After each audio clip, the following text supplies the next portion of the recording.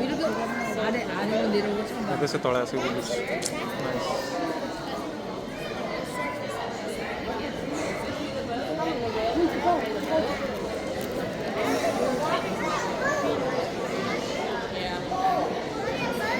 See, that's the divers they're feeding them now.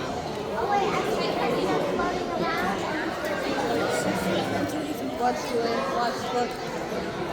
The divers are up there feeding the whale. See that black platform that's floating? They're up there.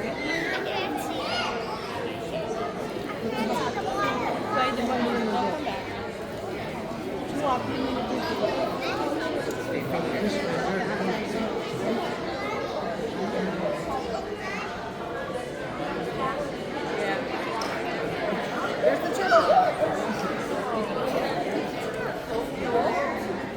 여기 어떻게 됐어?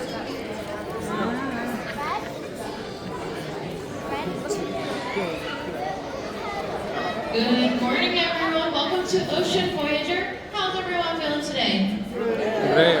That's great to hear. My name is Taylor Renee, and you are just in time for our 10:30 whale shark feeding. So go ahead and take a seat. It's going to be about 5 to 10 minutes, and we'll have questions at the end of the talk.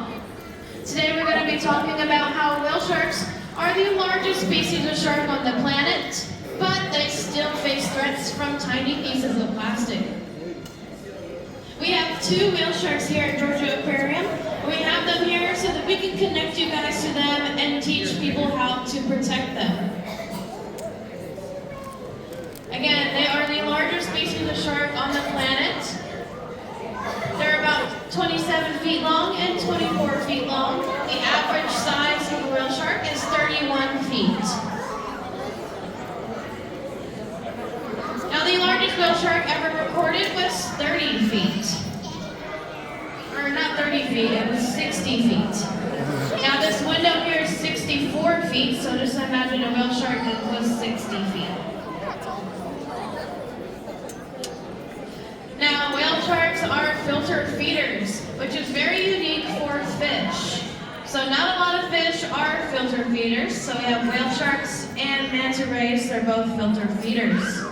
They use their gills to filter the food.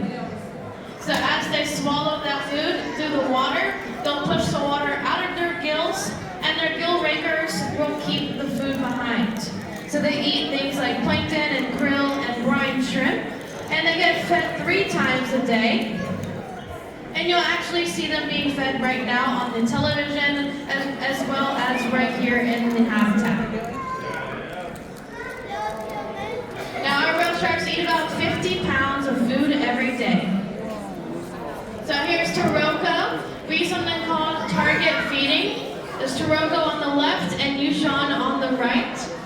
Now, Taroko doesn't look like he is coming to his target, but that's okay. It's just a training and process. Yushan is targeting quite well up on the television. He's coming right this way as well. Both of our whale sharks were rescued in 2007 from the Taiwanese seafood market. If you're just joining us, welcome in everyone. We've got our whale shark feeding. Take a seat, join us. Now again, they were rescued from the seafood market in 2007. They took a 36-hour plane ride from Taiwan to Atlanta. Wow. And we didn't have to pay for shipping because UPS paid for it.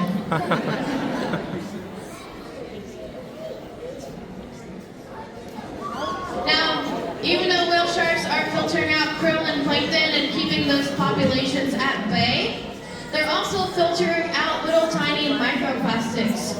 Raise your hand if you've ever heard of the term microplastic. Okay, a couple of you had. So microplastics are regular pieces of plastics, but they break down over time and they get so tiny that plankton can eat the plastic. And who eats the plankton? Whale Who eats shark. the plankton? Whale Yeah, shark. the whale sharks.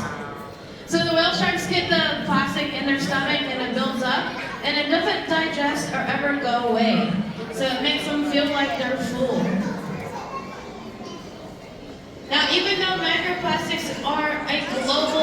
issue, we as individuals still have the power to make a difference. So little things that we can do is, of course, to reduce, reuse, and what? Recycle. Yes, good job. So a couple of easy things. One of my favorite things to do is whenever I go to the grocery store and I get a sandwich container of meat, I use that container again and again as Tupperware. Another thing is, of course, to bring your own reusable bags to the grocery store as well. Now don't forget the Georgia Aquarium is a non-profit, so your tickets are already going towards our whale shark research and conservation.